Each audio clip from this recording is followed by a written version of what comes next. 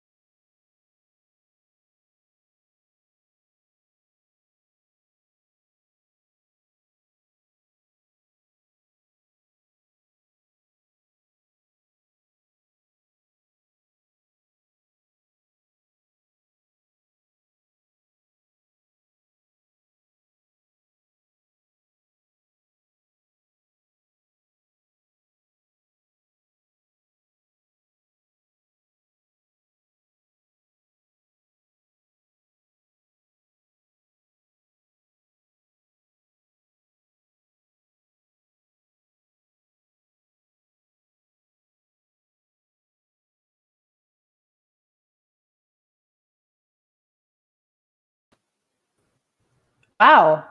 Are we still? Oh my God, I'm so confused. Good morning, everybody. Hey, Yvonne, you're here. I mean, of course you are. I just added you to the stream. How's my connection? Better. You're fuzzy, but better. At least we can hear you. Okay, let me see about turning off my video. Then you just get to see me.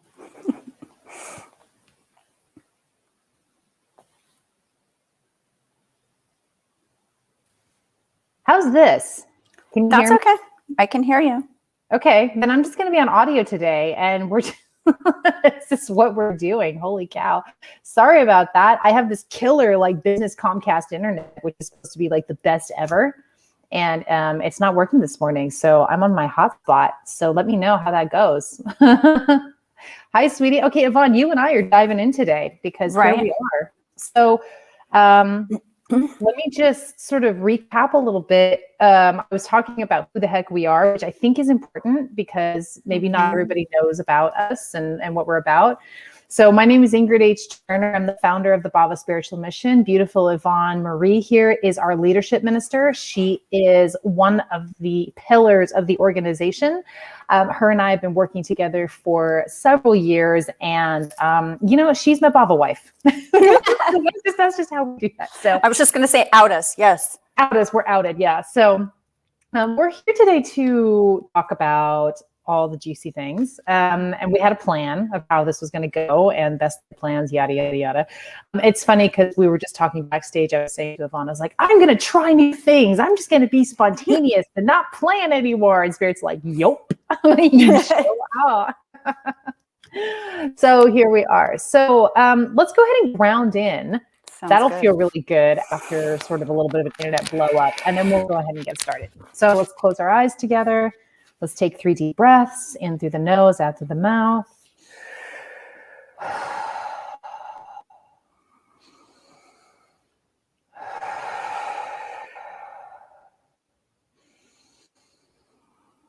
Feel your energy begin to pool in your root chakra.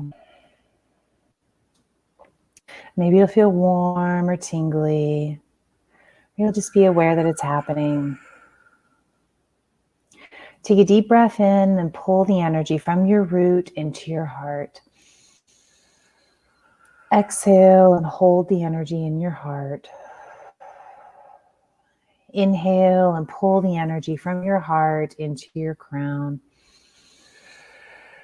Exhale and hold the energy in your crown. Inhale and pull the energy out of your body. Feel it connect with divine source energy. And with the out breath, pull that energy back into your body and into your heart. Breathe in and hold the energy in your heart. Breathe out and pull the energy down to your root. Breathe in and hold the energy in your root. Breathe out and push the energy down your legs and into your feet. Breathe in and hold the energy in your feet. Breathe out and push the energy into the earth. Feel that energy hook in with the earth's core and take a deep breath in and pull it back up towards your feet. Exhale. Inhale and feel the energy hit the soles of your feet and move up your legs and pool again in the root chakra. And exhale into your root chakra. Okay, go ahead and open your eyes when you're ready. So let us know out there if we are really bad, signal-wise. I thought I would do, even though I posted our message from Spirit, I thought I'd read it again, and then we can start talking about it. And for those of you who are new to our format today, the sacred gathering is meant to bring through divine spirit and expand the message of divine spirit. All of us are channels for Holy Spirit when we tap into it. And this is an opportunity for us to expand that energetic field around us and give you an opportunity to tap in as well. We're all learning from each other. None of us have all the answers. We are living the human experience. We're not meant to have all the answers, but each of us has the thread and we have pieces, and when we get together and we join hands, so to speak, we expand on this message, we expand on our understanding of divine spirit and what we're here for. So let me just go and read this. Let's take a deep breath. The words sink in. Every experience is meant to bring you closer to God.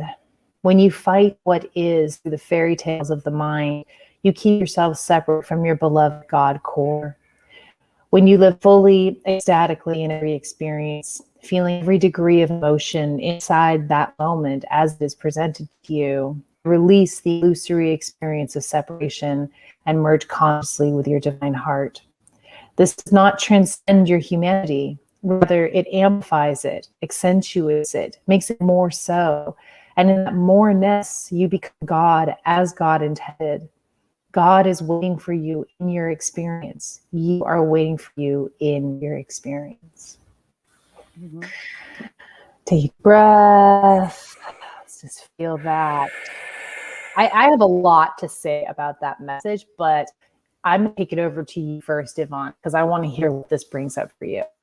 Well, it brings up a lot for me because I asked you first thing this morning is, did you write that about me? I think that a lot of people, I know myself in particular, I'm going to speak to me. I have severe anxiety. I don't know how many people know that, but I have severe anxiety that causes me to basically lock down in my body. And I think that's a lot about what you're talking about. We can't have those beautiful experiences if we're so locked down by our trauma and what we've gone through in the past and our idea of safety, our idea of what is right or what would help us go forward. All those ideas that we have about how to do tend to lock us down in our being. Absolutely. It's the ideas, the head, exactly. The head, what we always refer to as the story. The story, yes, like we say, keeps you out of your full experience. And when I was downloading this message, I just had this vision of this incredible, first it was this tumultuous, chaotic tumbling. You know what I mean? It's like with life, you don't want to grab hold of it because it's going to tumble. It's chaos. Right. It's sheer chaos in the emotional realm. And it's really scary. But what we're scared of is not our feelings. We're scared of our God core. We're scared of our power, which comes through the full in the moment experience of whatever is presented to us at this moment. Right. That locking down that you experience. I know anxiety's my jam too. Oh yeah. But embracing that chaos, it turns it into a dance. And so it turns it into music. It's like, if you're listening to a song, think about if Mozart played all in one note. Right. What we love about the experience of the arts of music is it makes us feel something. It takes us on a journey. And the truth is every single experience is meant to take us on that musical journey, on that creative journey through our emotions. And where we get so stuck is the fear of what that means for us, the not understanding how to do that. So we get in the habit of living outside of our emotional experience in our ideas, like you say, in our ideas of how it should be, in our fear, in our stories, in our projections, in our anticipation. Think about like anticipating a difficult conversation. It's way worse than having the difficult conversation. Exactly. Yeah, it's just, and as I was contemplating this from spirit, like downloaded this and I had all this, I got a lot of juicy. One of a woman named Becky Hernandez, who's really a beautiful healer. You can follow her on Facebook or Instagram. She posted this. This is one of those can't make this stuff up scenarios. This is a quote. Carl Jung said this. Emotion is the moment when steel meets flint and a spark is struck forth. Emotion is the chief source of consciousness. There is no change from darkness to light or from inertia to movement without emotion. Yes. Yes. Oh yeah. Oh, I know. Yeah. Right. Oh yeah. I think a lot of us don't trust we don't trust ourselves or our emotions. Especially as women, we've been told that we're too emotional to this, to that. So we're always trying to tamp it down and operate from a place that's more logic based. And those feelings need to be felt. They really need to be felt. Otherwise, they sneak up on you later. They never go away. They get amplified. And a lot of times, when we think we're feeling, we're not. We're cogitating. Yes. We're in the suffering. That's another thing that came up as I was thinking about this morning. Sky Birdsall, another one of our Bhava babe, posted something about suffering and pain. And she was talking about how she was really loving the experience of her pain because she decided not to suffer through it anymore. Yes. And that's really powerful, because suffering happens in the mind, but that is not the experience that that's not the experience. That's not the emotion. That's a story around the emotion. It made me think of this experience. This is a really good example of how we cause ourselves suffering when we could just simply be in the experience of what is and be in ecstasy. Literally ecstasy through your pain, ecstasy through your joy, whatever emotion is coming up for you. If you commit to feeling it completely in the moment as it emerges, what do you experience? Nirvana. Yeah. It's gorgeous. And so I love that she posted that. And dude, this is just all over the, all over the cosmos today. Cosmos is just painted with emotions. But there's this the story I wanted to share real quick. And I know you just went, oh, I got something. No, that's okay. Okay. I'm getting really excited. I was doing a channeling circle one time where I was channeling my spirit guide. And my spirit guide, for those of you who don't know, I think of my spirit guide as the user-friendly interface with the divine. So it's like a face, somebody I can talk to and have a conversation. And so I was channeling my spirit guide in a circle, and I was talking, I was bringing through about the concept of suffering and being in the mind, and spirit was really giving it to me clearly. And this couple was there, and the man says, because I was saying suffering isn't real, pain is real, but suffering is not real. And the man said to me, we lost a child. Suffering is very real. And I went, oh, hey, spirit, why didn't you alert me about this? Oh my God. I just and one of my students was sitting there next to me, and she lost a child at birth. And so she was that was a big emotional experience. So, I remember feeling rattled, because even though I felt what was coming through was true, I felt, was that appropriate, for somebody in that raw state? Well, it turned out that the couple had lost custody of a child. And in that, while itself is a really painful experience, you were losing time with that child. The suffering that was created because of the story around losing a child, the suffering was much greater than it needed to be. And that's not to take away from anybody's experience of losing a child, a capacity or time with a child in any way. But you see, it is a very different experience, emotional experience, to lose a child to death, which was the impression that I received, versus losing a child custody-wise. It's just a really different experience, and the way that our mind can create something that is not true.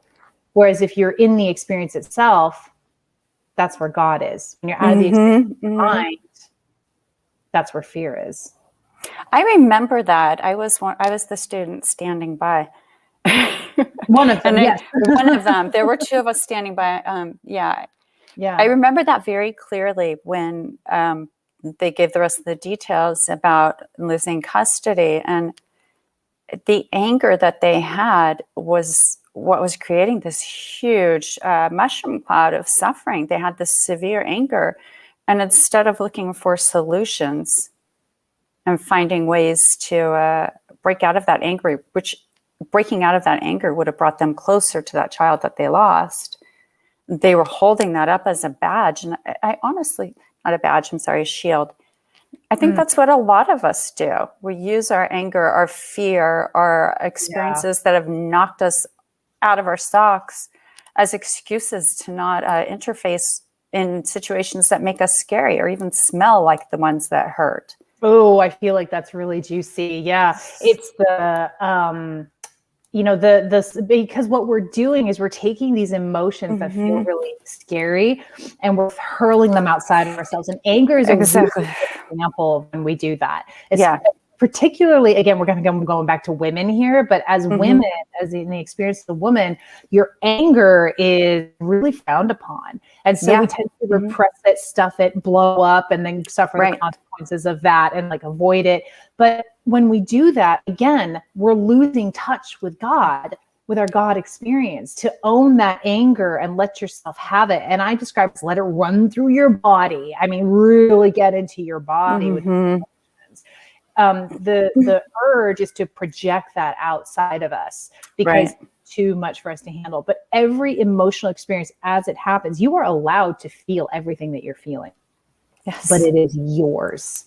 Mm-hmm. Projection is one of the ways that we get into our ideas, how somebody else ought to behave.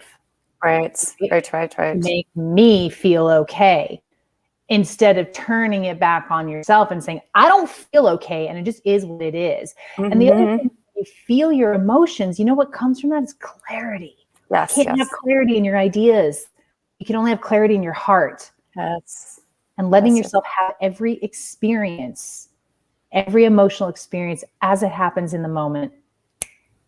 That is the ultimate human experience. Mm-hmm. Letting yourself have the experience. So this conditioning that we've got, and we talk about conditioning a lot because we talk about that all the time, inherited beliefs, it's all the things. And this isn't in a way to blame anybody else for our experience or our own resistance or squelching of our experience.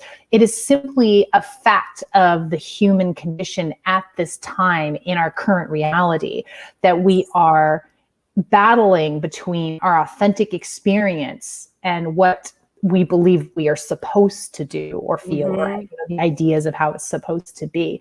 And the great work is dismantling that conditioning and coming back to your authentic core, because that's where you are God, where God hangs out. Yes. So bouncing it over to you, I want to hear, this is something you have worked on a lot, Yvonne. I want to hear where you're at with that right now. And what are some of the ways that you identify, notice when you're out of alignment with your authentic experience, and how do you bring yourself back into alignment with that experience? And by the way, real quick, anybody who's ready to chime in on this, let us know. I'm asking questions. We want to hear your experience. We want to hear your pings. We want to hear your questions. So let them rip, but go for it, Yvonne.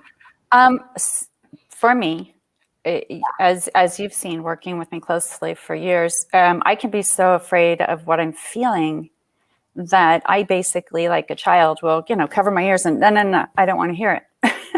And what I found is that every single little bit of emotion that I've repressed will sneak out in anything that even touches on what I'm holding in, what was stuck down. And often I talk about it as like little chunks, little stuck pieces of energy, like little pearls of stuck pieces of energy.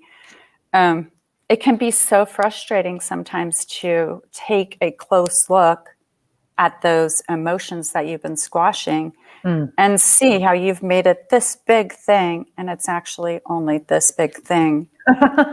Yeah, really. But often it's close to something that felt this big because you felt it in childhood and you were little. Or it's pinging something from a relationship you had before. It's pinging something that was painful that you've done before, and they tend to overlap. And I think a lot of us don't want to deal with any of the emotions, so we just keep ourselves busy. Drink, smoke, anything that keeps us away from feeling. And the next thing you know, all of our feelings have been so repressed, we don't even know who we are. Right. And I've seen that a lot with women, because nobody wants to see us cry or get emotional. If we speak from a place of knowing, from experience, or we're treated like know-it-alls, it can be tough for a woman to have her authentic experience, be witnessed, and allow herself to really process her feelings without some sort of shame, societal shame, or but men experience that too. I mean, of course, it looks it's a different packaging, but basically it's the exact opposite. This package, your package, right? Stay in your boxes. Exactly. Right? Men be strong. Courage. Excuse me. Sorry. Sorry. Yes. Men be strong. Women be submissive. Like anger is acceptable for a man to feel, and I think depression maybe is more acceptable for a woman to feel. Yep. I mean, we could go into the labels. We can, and again, it's easy when we're talking about the conditioning to like dive into conversation. But but really, it's like what I want to get us back to. I want to get us to my goal I feel like a part of what we are really here to do through the Bhava spiritual mission and through my work individually as a minister, as a psychic medium, and just a spiritual human, is to help people get back in touch with their authentic core and feel their feelings and find the courage to bust out of the box that everyone told you need to be in to be a good person. Honey, don't be a good person. No, not somebody else's version of a good person. No. Come home to your authenticity. Yeah. Exactly. Yes. For me, like one of the tells that I'm not allowing myself full experience is I get defensive. Oof. I go, I start wanting to project my pain out and make it somebody else's fault. And, it's interesting, another aspect of this is like, let's talk about the ego and the ego's role in our conditioned responses. The ego gets a bad rap in the spiritual world. And the other thing I've seen and I've experienced is spiritual people like to use the ego as a club to beat each other with. But that's not how I feel about the ego. I don't think that's how you feel about the ego either. No. Ego, I feel like, the ego serves us with like helpful stories and unhelpful stories. Ultimately, I don't feel like in the human experience, the goal of the human experience is to destroy the ego or transcend the ego, because I feel like the ego like is our human experience. It's what brings us to this ecstatic point in creation. And it's a really intense experience. It's very unruly. But in order for us to have the full human experience, ego needs to be in the back seat as opposed to running the show. But ultimately, the ego is trying to keep us safe. It's trying to keep, but it's also keeping us motivated. If we were all just like divine, we'd be divine sloths without right. We get that when we move out of a body and back to grace. But in the body, the ego's the, co-pilot. And so it's about safety. It's about movement. It's about, projecting forward. But the ego is like, it's very unruly as well. And so it can overdo its job. It can overdo that propelling forward in the form of rah, rah, rah, look at me. Or it can overdo that, keep it safe with a like, not good enough. So it's a really interesting dynamic. And I tend to think of the ego as a separate entity entirely from my heart, from myself. Yes, I feel that. Talk to us about the ego a little bit. The ego is really unruly. And as you were talking, I was thinking back to that couple that lost the child and how their egos were so fractured by losing custody that they went to that rah, rah, rah place. And that was fascinating to me while you were talking, just to even hear that was an ego story. Right. I didn't even think of it that way before. I just thought they were, the ego is unruly. It can either make you go so far out and so big that you don't realize how much energy you're putting into your experience or how that's spilling out onto others. Or it can make you so small that, you almost disappear. I think the ego is one of those things that if we understand that it's there, we understand its purpose, when we get into that place where our ego is overriding our emotions and we're not really having our experience, we're kind of having this in our head experience. That's a hard thing to step away from. You have to really check yourself, stop and ask myself, okay, do I really want that dress that's on sale? Or am I just trying to have that experience of feeling good about myself for 2 seconds? I'm running away from. I don't feel so good about myself today. Let's look at this little bag I got. It makes me feel so special. And that's the ego experience, instead of sitting there and thinking, oh, I have this, this, and this, and that. And I'm trying to give myself a little moment of feeling special so I can run away from my real feelings. A lot of us don't understand that. Yeah. You said something while you were talking about ego fracture, and that was brilliant. And you know what? Your authentic human experience fractures the ego stories that are keeping you away from God. It's like an ego identity is what it is. And I love that ego fracture. When you said that, it's like I saw it. You know? Juicy. So I wanted to comment on that. Hey, let's bring some of our babes on. Okay. We've got Renee, who's always got something good to say. Conditioning and programming has led us to innately ignore the emotions using the mind, when in all actuality, it's the mind we should ignore. I like how she put that in quotes, and listen to and use the emotions instead. Go, Renee. Yeah, so that's really good. I want to pick this apart a little bit. Yeah. It's and there is a difference between emotion and intuition. Okay.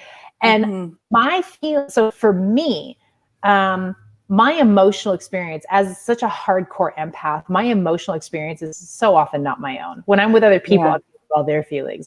I do not make decisions based on emotions for that reason, because I can't trust that these are my emotions until I've had like a good 2 days by myself. And then I'm like, oh, okay, now I know how I feel. That intuition is that tug, that, that wordless pull that we feel, that moves us in the next direction that I feel that I should really listen to. Yes. Our psychic senses are how we connect with spirit, how we see, hear, feel, taste, all spirit. It's like our physical senses and our psychic senses. So that's just kind of a little bit of an intuition lesson, between the two of those. But not everybody is as much of a sponge emotionally as I am. We're all wired really differently. So sometimes we should be listening to our emotions. Yes. I feel like we should be feeling our emotions, letting our emotions crack us open, do that ego fracture like you talked about, Yvonne, which is brilliant. So absolutely. And the mind, to me, I feel like the mind is a great executor. It's a terrible leader. I think that's what you're getting at here. It's like, we don't want to lead with the mind. The mind tells you stories. The mind has all kinds of weird, ideas again about what's going on. Moving forward with the intuition directionally, letting yourself feel every experience as you move forward from that intuitive place, and allowing your mind to execute on that experience to create a bigger life for yourself. That's where it feels juicy to me. What do you got for this? I am right there with you, because I'm thinking about that, when we're in our head and trying to figure things out. And I do that all the time, because I'm very logic based most of the time, which means I don't feel my emotions. That's my MO. Yeah. But I think when we really feel our feelings and follow our intuition, it's so darn easy, even when it's hard. I know. So that's the thing.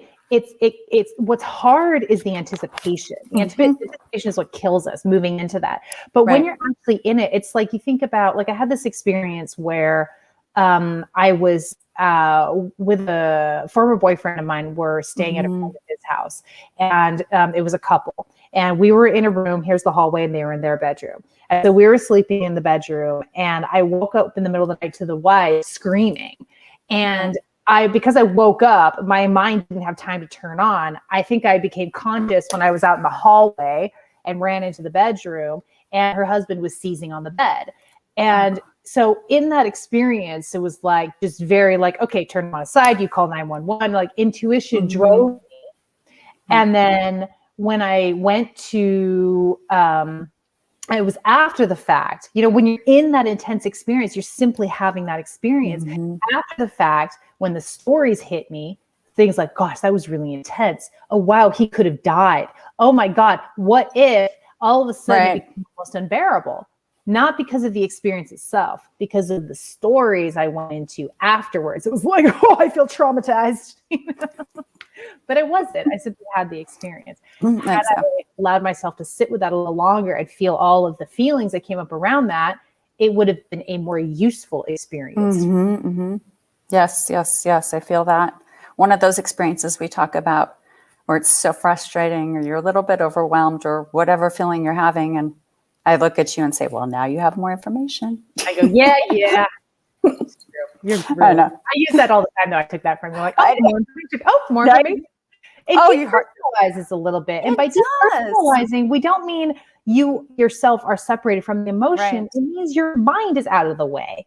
Right. Well, it also takes away a little bit of that feeling of, I just did something stupid. Right. I was wrong. I made a bad it takes it away. All of a sudden it's like, oh, yeah, that happened. Okay, well, now I have more information.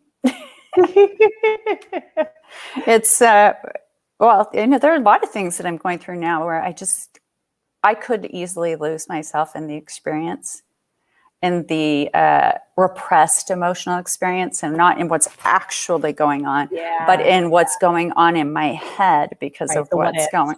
The what ifs. I could totally lose myself in that, but I know that in doing that, we're blocking ourselves off to spirit. And I'm not to do something like that, to get all caught up in the emotion and the feeling and the story and act in ways that keep me away from my authenticity.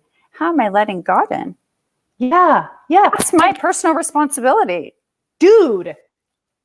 Yes, you said it, girl. Radical responsibility. You know, I mean, if you want to live in partnership with spirit, if you want to let God in, you better let yourself be human. Yes. Like really human, because that human experience is the God experience right here, now. But we put God outside of ourselves, I think, for simplicity's sake a lot of the time. Okay, let's talk about God. But the truth is, and I want you to feel this with me, everybody, just put your hand on your heart for a minute.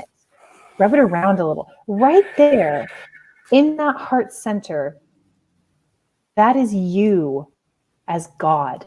The rest of this is like a puppet show. You're just having the experience. And the experience is ecstatic, no matter what it is, when you let yourself be fully present with that experience in the moment. And that is how God, you are on this really cool, fun adventure that has never happened before and will never happen again. This is how the universe continues to expand. It's through your individual, completely present, totally authentic, human, divine experience. Yes.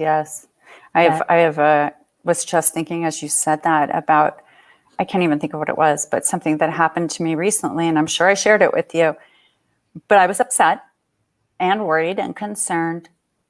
And then I finally took a step back and said, well, I put it out there. It's going to be exciting to see what comes back. It is. You know? And I was worried about it. I think I needed a ride to a procedure. And I put it all out there and just kind of sat back and watched what happened. And it all worked out fine. Better than fine. Better than fine, yeah. And that's kind of how things have been going for me is, you know, if I get upset about something or I start to invest in the story, there's this moment where you get so caught up in it that the second something pulls you away from your own tornado of chaos that's running through your brain and spilling everywhere, the second you get away from that for a second, you have that aha moment of, oh, I was choosing that. I was choosing to see it that way. And you can just dial it all down and take away something really intense, like traffic. Let's make it not something deeply personal. Let's make it traffic. You can just kind of sit there and go, all right, this is my chill time. This is my downtime. I'm just having it. I'm gonna listen to music and just sit here and have it. Or you can get upset and bang on the steering wheel and have an aneurysm. It's your choice. It's also your responsibility. And you know what? Here's the thing. No experience that we choose is wrong. But if you want to be closer to God, choose the now. Choose the authentic experience. Darling, that feels like an amazing note for us to end on. How does that feel? I agree. Yeah, it feels good. So I want to thank everybody for jumping on today. I'm sorry for the tech issues. That was annoying because I felt like we were off to a killer start. I did my face today. It was like the whole thing. So before we sign off, let me just talk a little bit more about the Bhava Spiritual Mission. You can learn more about us on our website at bhavamission.org. We are a non-denominational digital church. We are open and accepting and speaking to all faiths, all walks of life, because we know that all of us who know God are connected by that thread of faith. And however that looks and resonates with you is perfect. And we support that totally, 100% and completely. We meet here every Sunday, same place, same time, Sometimes it'll be just me, sometimes me and Yvonne, sometimes a few of us. We just play it by ear and we let spirit guide us in the moment with what needs to happen. So please do join us next week. Go ahead and like our Facebook page, subscribe to our YouTube channel. Make sure you get the notifications so you're notified when we go live. And of course, we have weeks of old services that you can go look at, but all the messages are evergreen. So whatever you're drawn to, that's what's meant for you. And I get to turn off my camera because your internet is really not having it today.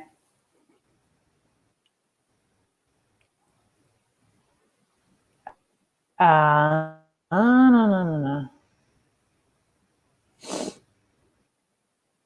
Okay. Can anybody hear me? Can you? I can hear you. Yeah, you're breaking up. You're breaking up a little bit, but I can still hear you.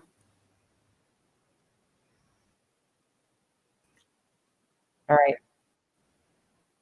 I'm ending the broadcast.